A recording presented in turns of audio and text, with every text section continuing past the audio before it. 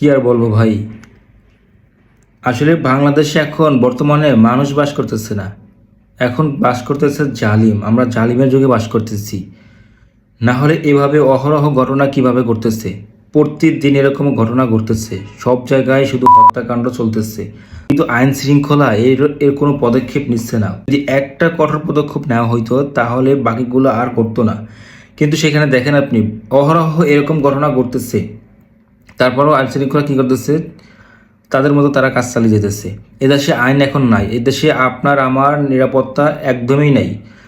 যেখানে হচ্ছে ছিনতাইকারীরা, চাঁদাবাজিরা চাঁদা নিতেছে, সেটা ভিডিও করছে, ভিডিও করার কারণে তাকে তাকে প্রকাশ্যে সবার সামনে মার্কেটে ধাইয়ে, মানে তাকে দৌড়ানি দিয়ে তারপরে হচ্ছে যে কুপি হত্যা করা হয়েছে সবার সামনে, কেউ তাকে ফিরতে পারলো না।